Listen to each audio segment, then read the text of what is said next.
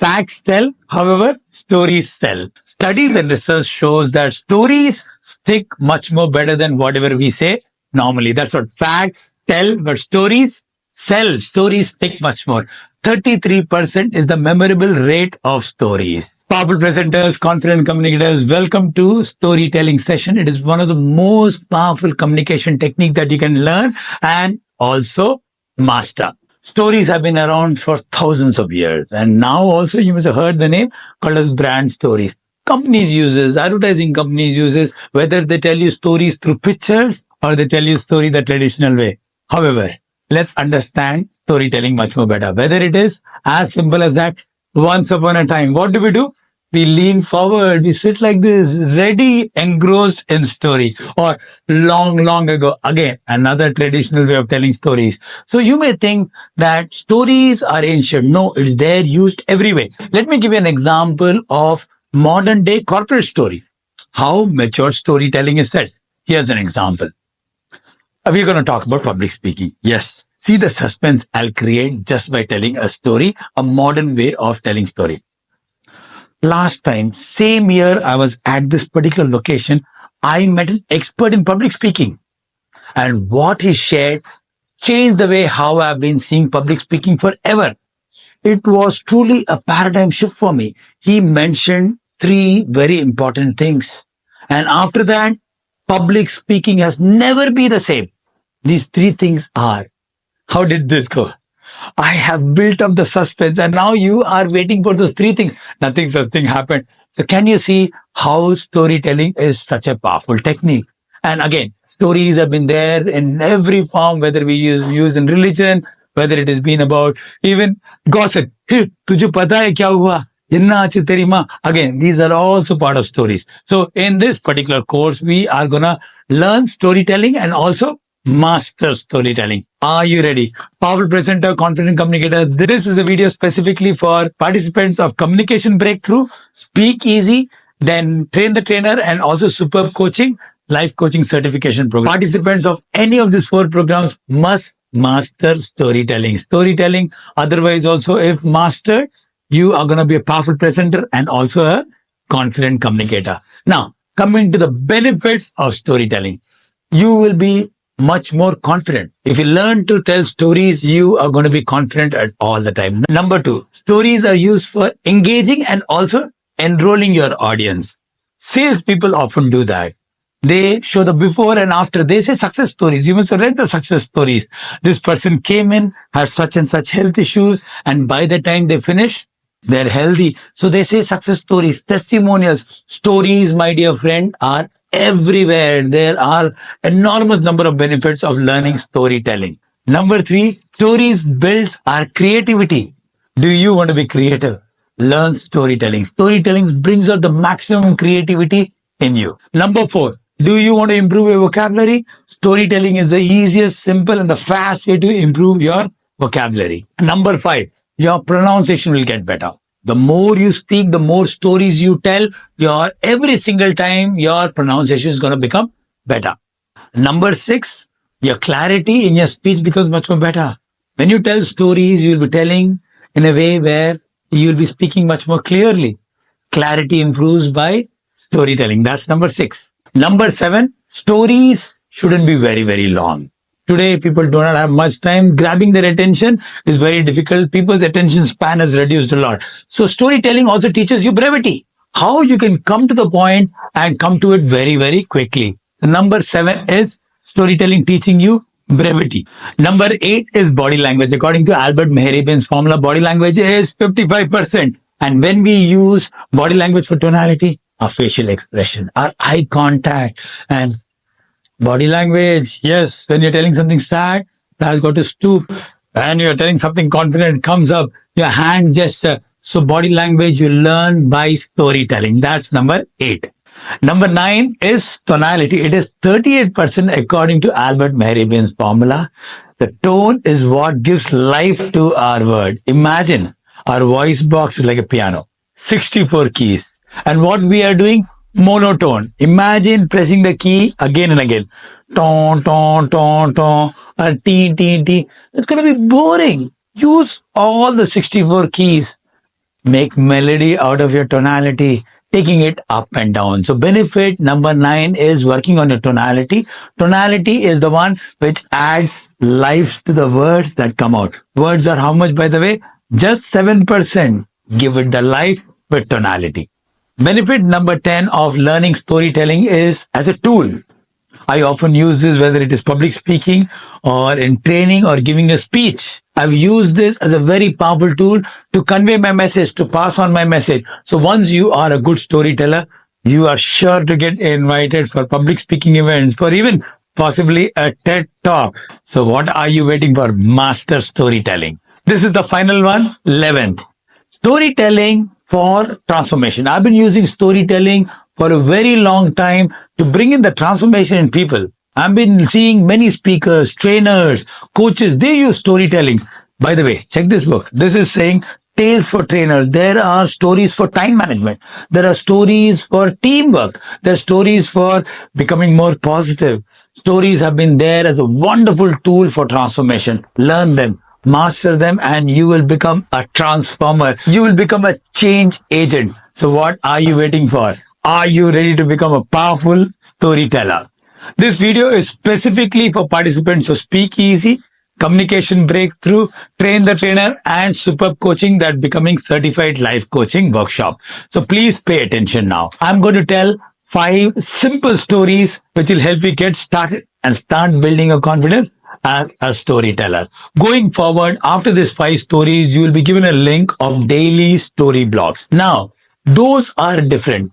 What I do is I have a community which I engage and I talk and I communicate and I repeat many things twice. But however, in this next 5 stories, I'm going to tell stories without any repetition, just said only once, and also the way it is supposed to be said. I tell a story every single day to my community in the morning rituals, wherein I engage with the audience. However, there the storytelling methodology is very different. Please do not use that methodology. Learn from these 5 stories and use that vlog as just to understand the story and tell this way how these 5 stories have been told. Those story vlog, what I usually do is I engage with the audience. I talk to them. We also do vocabulary and also understanding certain words. You're not supposed to do that way. Now I'm going to tell you 5 very simple stories which will get you started and start building your storytelling muscle. Memorize these 5 stories. This will be your first 5 stories, and please see how you can mimic my body language, my tonality, and finally the message. After these 5 stories, you will get access to my story vlogs. Let's get started and start flexing our storytelling muscles. Are you ready? Story of 2 people, A and B, both wanted to learn pottery making, wanted to make clay pots. They went for a workshop of 5 hours each. Both of them had a different strategy how to learn pottery making.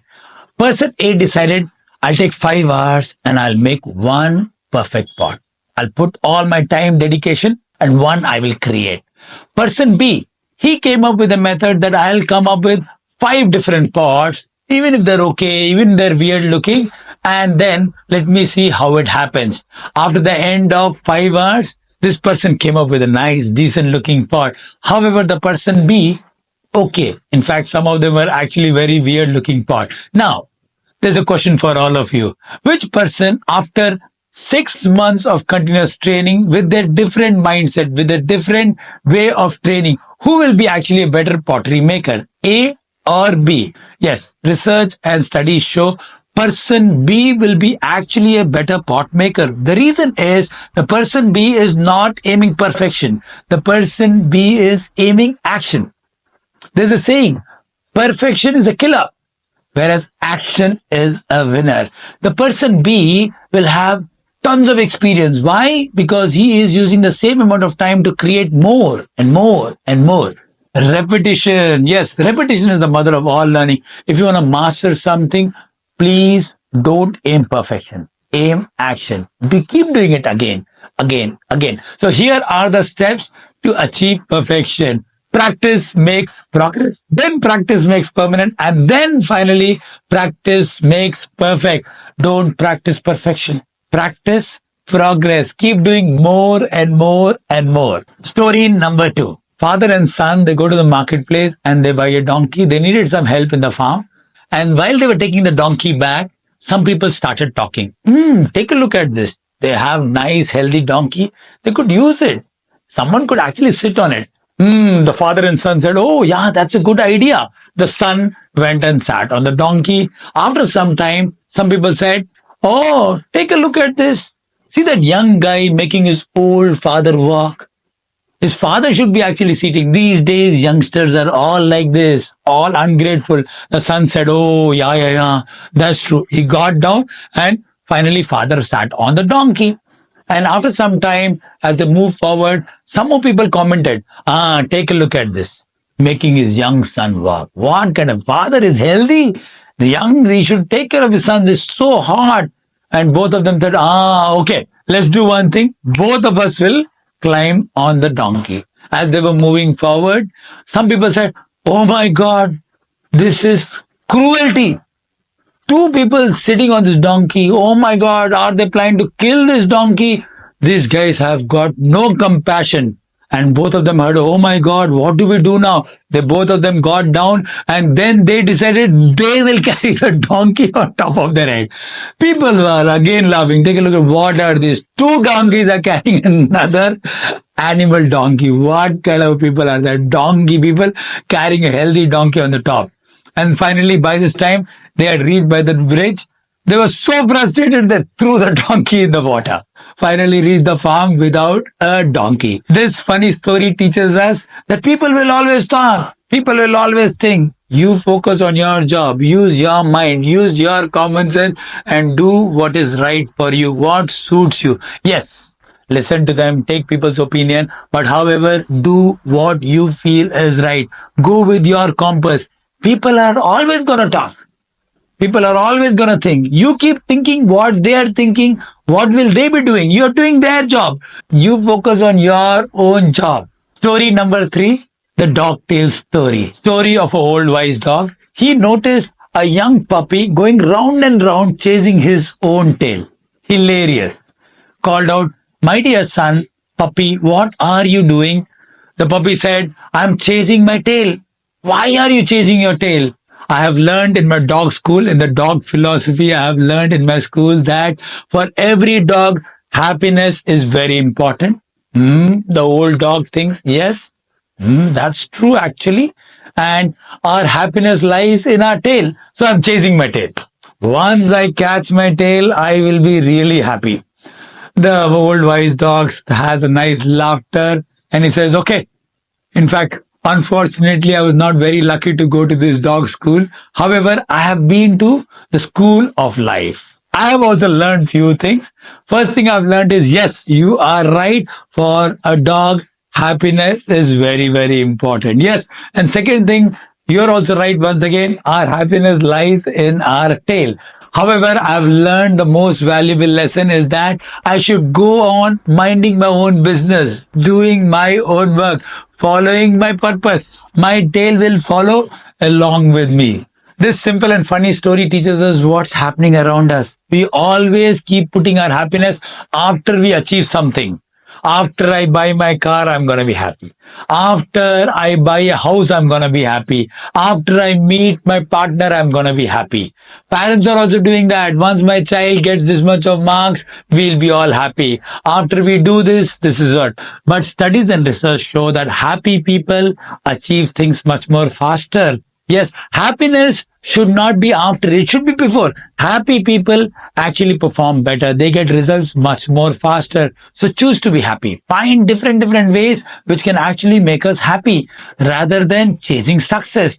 Yes, success is very, very important, being an achiever. Yes, we should not keep postponing happiness till we achieve success. Rahul goes over to see his neighbor.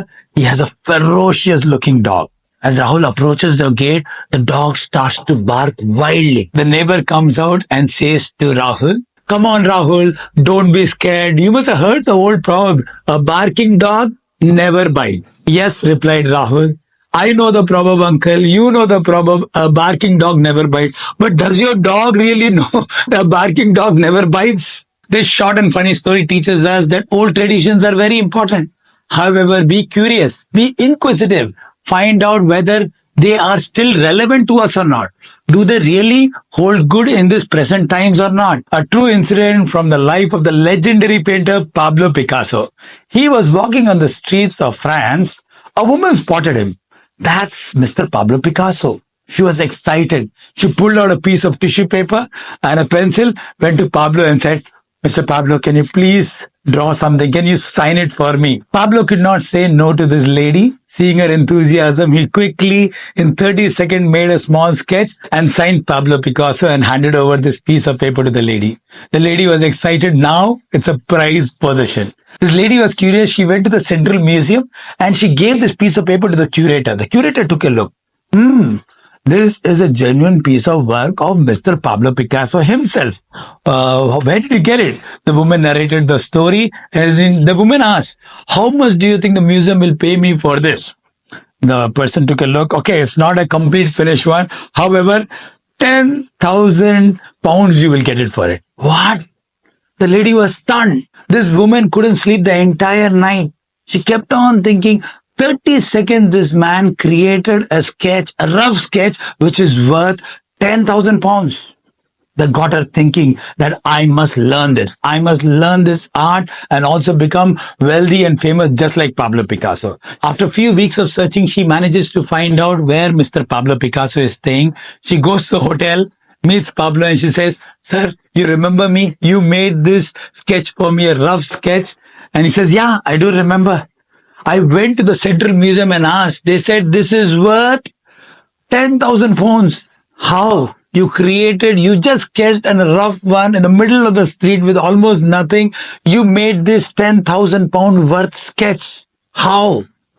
Can you please teach me? I want to learn this. Please teach me. I would also like to make something just in 30 seconds and created 10,000 pounds for it. Pablo Picasso started laughing. He said, my dear lady, for this 30-second rough sketch, I have put in 30 years of dedicated, devoted practice to mastering this art, to becoming wherever I am. This wonderful true incident teaches us that practice makes progress, practice makes permanent, and practice makes perfect. Practice makes Pablo Picasso. Yes, anything you want to master, practice, practice, practice. Success is never an accident. Success is years of practice, years of dedicated practice, determined practice to be the number one. Hello everybody, my name is Dr. Sachin and I represent ICM, International Coaching Monks, here along with Mr. DK Dhoop, Dr. Purni, Anjuji, and finally under the guidance of Mr. Day, we work with entrepreneurs just like you to help you implement concepts like FIFO, first in, first out, JIT, just in time, management skills like Six Sigma and Lean, assembly line. And if you are looking to automate and take your business to the next level, ICM is the answer. Management